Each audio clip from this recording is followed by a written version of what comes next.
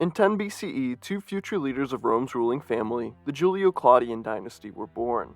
The pair were first cousins through their maternal grandfather, the Roman general, Mark Antony. The more famous of these two, same-aged cousins was Claudius, the future emperor of Rome.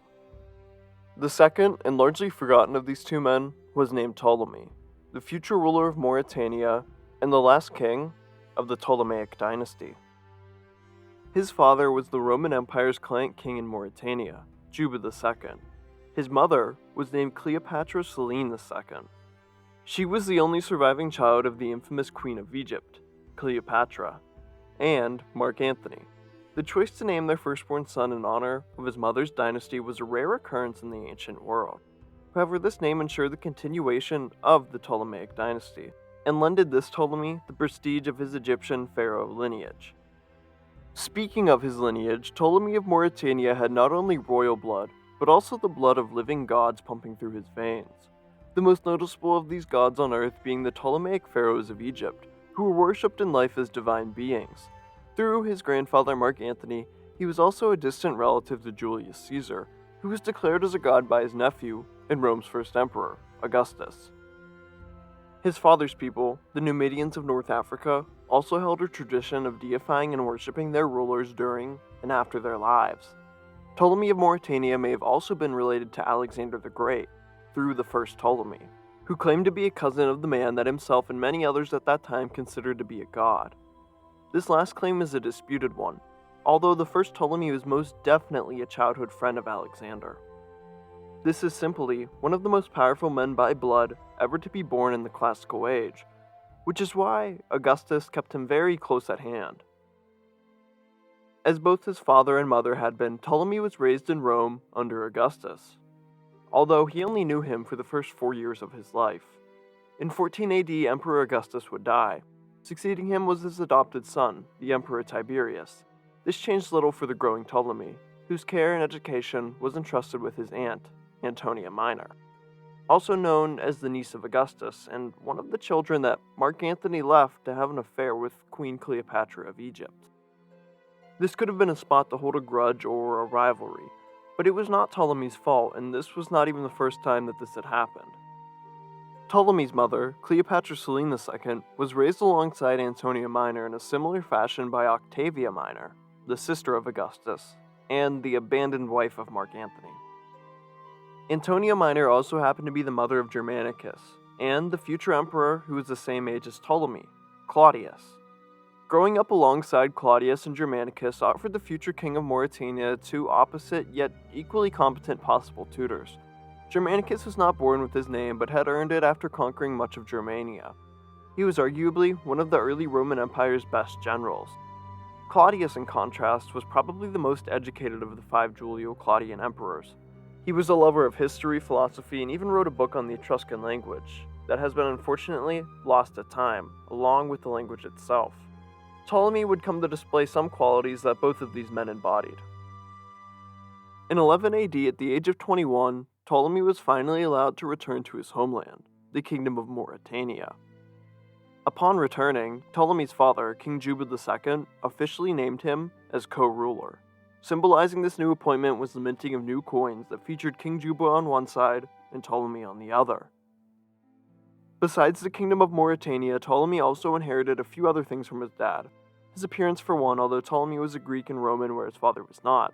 He also seemed to inherit some of the interests of his father.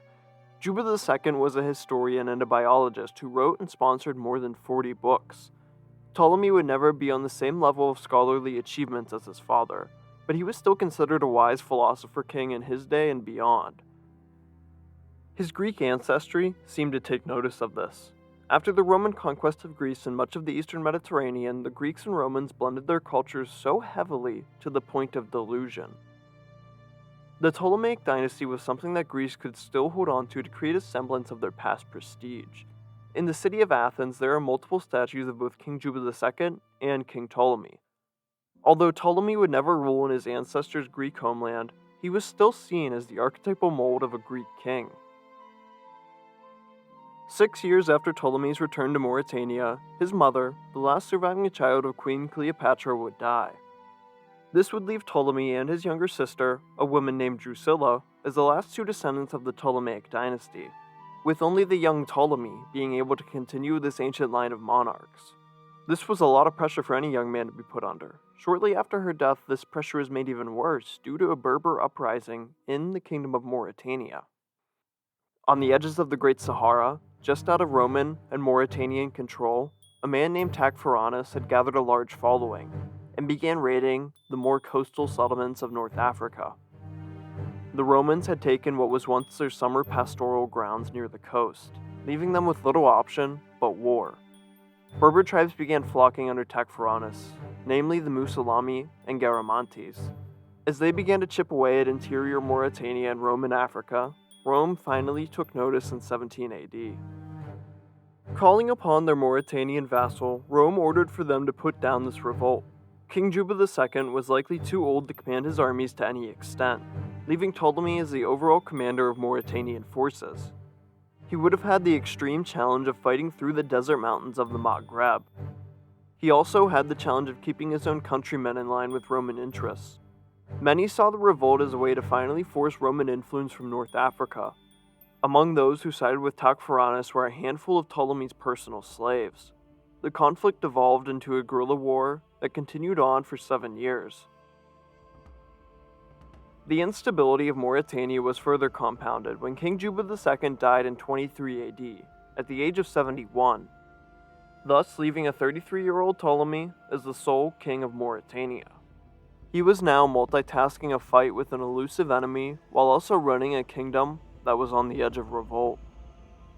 Eventually, Ptolemy failed to defeat the Berber revolt, as he was simply chasing a ghost through the desert.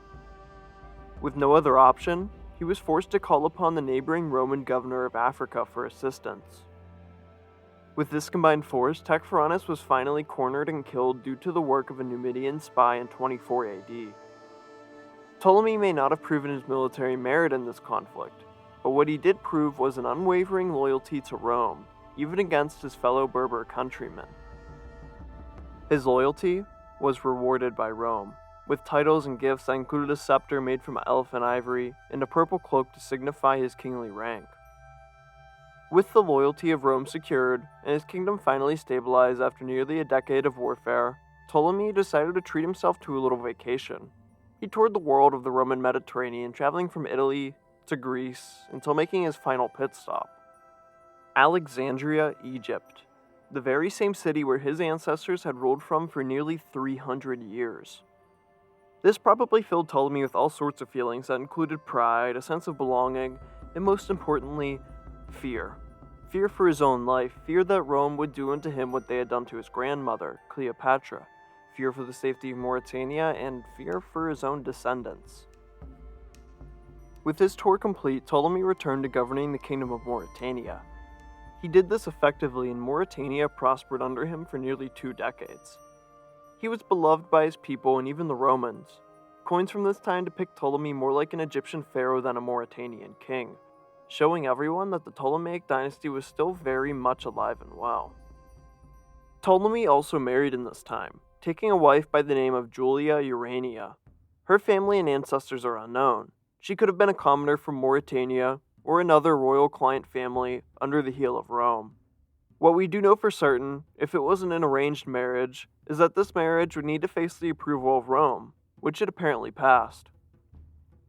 In 37 AD, the Roman emperor, Tiberius, would die. Although by the time of his death he wasn't much of an emperor, as he had retired to his sadistic pleasure palace on the island of Capri many years ago. On this island of retirement he also brought with him his heir, Caligula. He was the son of the late Germanicus, who was the same first cousin that Ptolemy of Mauretania had grown up with in Rome, making the new Roman emperor the second cousin of his client king in northwest Africa. Something that would likely be an advantage, if it was anyone else but Caligula. A year after the celebrations of a new emperor in Rome, the birth of a new member of the Julio-Claudian family would also be celebrated. In 38 AD, the monarchs of Mauretania would welcome the birth of their daughter, whom Ptolemy would name after his sister and the sister of Caligula, Drusilla. Caligula, for the first months of his reign, was not a bad emperor, and certainly more personable than the reclusive Tiberius. Slowly and then overnight, Caligula started to turn mad, likely due to his abuse by Tiberius on Capri and the pressure of being crowned an emperor of a world superpower at 23 years of age. Caligula became paranoid and started to see plots and conspiracies against him everywhere he looked. This would lead him to send out a friendly invitation to his client kings all around the empire. From Syria to Mauretania, the vassals of Rome gathered to the court of Caligula, most famous and beloved among them being Ptolemy. To symbolize his loyalty, Ptolemy wore the same purple cape and walked with the same ivory scepter that had been gifted to him for his help in defeating the Berbers some 20 years ago. Once arriving in Rome in 40 AD, Ptolemy was greeted by the people as a celebrity. His cape alone garnered him looks of amazement. His reputation alone garnered him the love of the Romans. The jealous Caligula was not so impressed by this show of loyalty. The people of Rome had flocked around Ptolemy like he was their emperor, not the servant of him. This would not do. Once all the vassal kings had arrived in Rome, Caligula called for them to announce their loyalty to the empire. This was nothing out of the ordinary. Loyal subjects needed reminding of who their boss was every once in a while. Caligula did far more than this, however. In the months leading up to the Council of Client Kings, Caligula had started to view himself more like a god than a human. He dressed himself like a Roman god, and even signed his name as Jupiter on occasion. In front of these subservient kings, Caligula took a line from Homer and screamed, "Let there be one lord, one king." There was one problem with this bold statement, and that was Ptolemy. If Caligula was a god, then Ptolemy was a titan. In an act of jealous paranoia, Caligula ordered for the Praetorian Guard to assassinate Ptolemy. They followed through and struck down the 50-year-old, seemingly loyal king of Mauretania, in the same city that he had grown up in. Caligula immediately ordered for the complete annexation of Mauretania into the Roman Empire. The Mauretanians had other ideas. After hearing of King Ptolemy's death, one of his slaves, a man named Edioman, sought vengeance against Rome and raised arms against the devious emperor. Rome sent out one of her finest generals, Gaius Suetonius Paulinus, who would later defeat the famous warrior queen of the Iceni, Boudica. The revolt only lasted for 4 years before finally being put down, and with that, Rome owned every last inch of the southern Mediterranean coast directly. Only a year after Caligula ordered for his Praetorian Guard to assassinate King Ptolemy, Caligula would find the exact same fate.